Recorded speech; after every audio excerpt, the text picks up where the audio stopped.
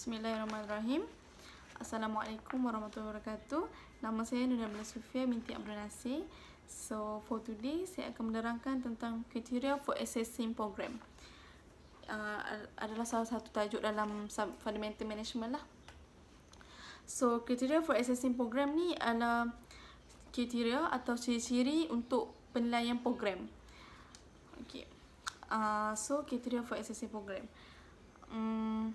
Dia punya definition, there are many ways to assess a program, and each type of program generate in one specialized set of criteria to be used in deciding whether it is meeting its goal and objective. Okay, banyak cara sebenarnya untuk penilaian program ni, dan ya sudah kita tahu dia ada kena-mengena dengan management lah. So management ni dia memang semestinya bergerak secara ramai dalam management ni. Kalau tak ramai tak ni lah, so dia bergerak secara ramai, so dia mestilah mengadakan mesyuarat untuk kata putus ramai. So dalam mesyuarat itu benda-benda yang perlu dibincangkan ialah tentang the short term. Ialah ada dua. Yang pertama the short term, yang kedua the long term. Short term inilah jangka masa pendek. Jangka masa pendek ni selalunya dia berlaku hal-hal ya di dalam jangka masa pendek itu berlaku hal-hal yang biasa, hal-hal yang contohnya pengurangan sumbangan kemanusiaan. Kira tak adalah biasa, maksudnya perkara yang under control lagi lah. So contoh dia macam pengurangan sumbangan kemanusiaan. Okay. Yang kedua, the long term. The long term ini dia berlaku jangka masa panjang. Jangka masa panjang ni dia berlaku hal yang teruk jugalah, hal-hal yang besar yang itu melibatkan kos yang besar.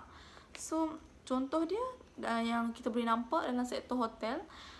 Hotel ni dia dalam kitchen lah. Contoh dalam kitchen ada 10 dapur, tapi ada 5 dapur yang terbakar. So macam mana kita nak recovery balik? Macam mana kita nak bincangkan untuk recovery balik, untuk kira membaiki pulih balik lah, membaiki pulih untuk untuk keadaan kira 5 dapur yang terbakar lah. So macam mana nak ni apa semua kan. So nak kena baiki pulih balik lah. Okay. So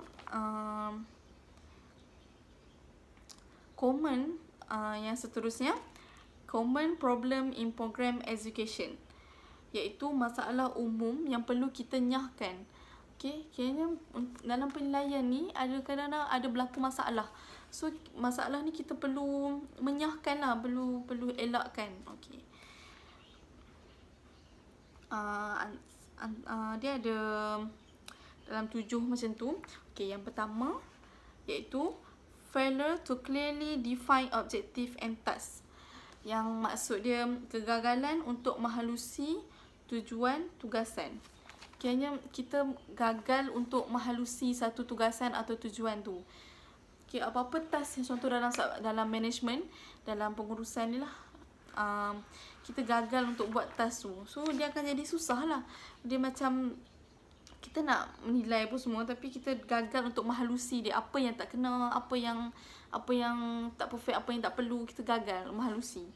Okay, yang kedua, failure to redefine the program as event change, iaitu kegagalan menghalusi pertukaran atau cara. Okay, kadang dalam management ni dia akan berlaku antaranya disaster lah. Disaster ni macam secara tiba-tiba, dia bahkan berlaku unfortunately ataupun suddenly lah, benda yang tiba-tiba yang kita tak boleh expect. So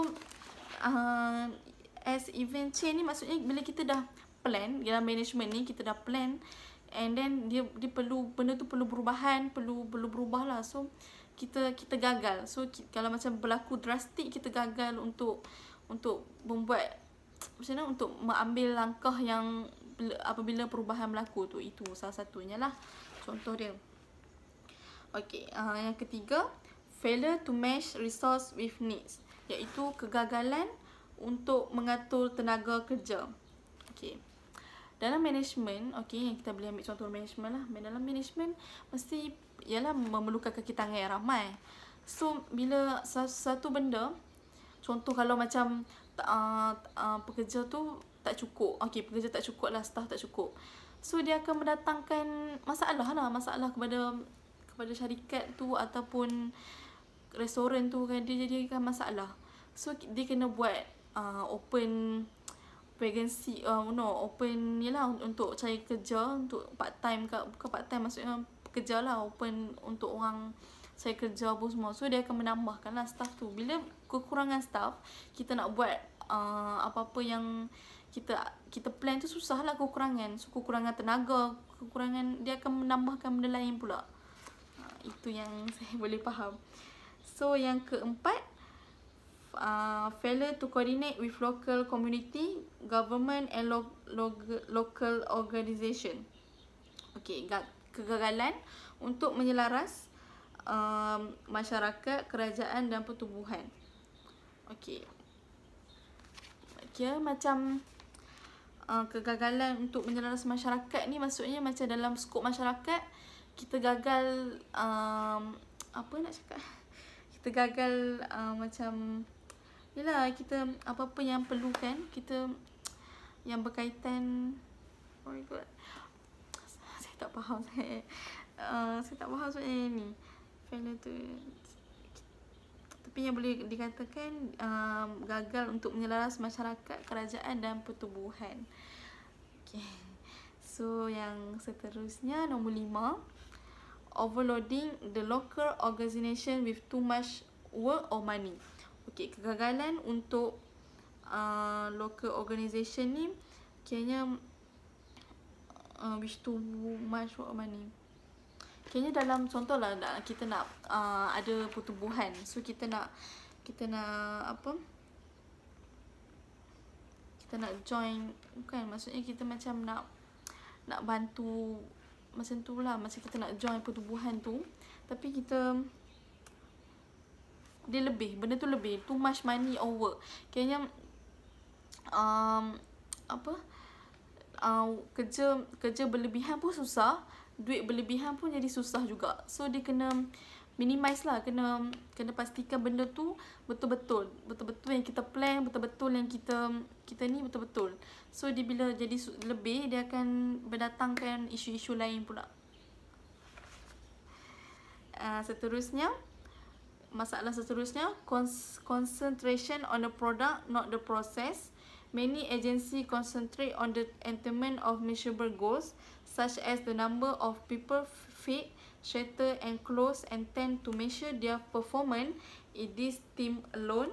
Using this criteria, agency often neglect the process by which the goals are attained. In most cases, however, the process at least as important as the product.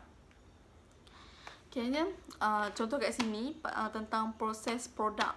Contohnya bila sekarang ni dah banyak orang membuat produk, berniaga produk apa-apa kan.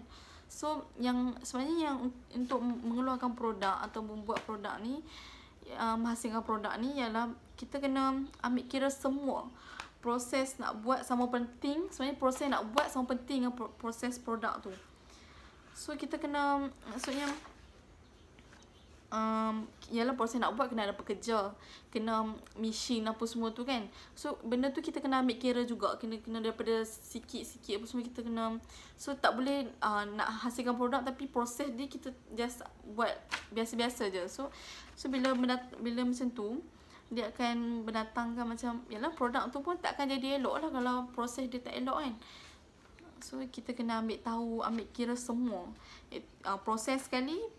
So produk, bukan saja produk tu, contoh kalau macam kebaikan apa-apa, contoh kalau kita buat satu produk, kebaikan apa-apa semua kita tahu, tapi proses nak buat dia kita ambil sambil lewa lah. Maksudnya macam pekerja tak hygiene ke apa semua kan. So kita kena, yalah, kena, maksudnya ambil dari segi apa-apa yang proses tu kita kena ambil berat juga. Okay. Seterusnya nombor 8, failure to concentrate resources where the agency is more effective. Okay, yang saya faham dekat sini, kegagalan untuk concentrate lah, iaitu macam dia sebenarnya dia persamaan dia ada dua sebenarnya, raw material dengan sumber manusia. Human organization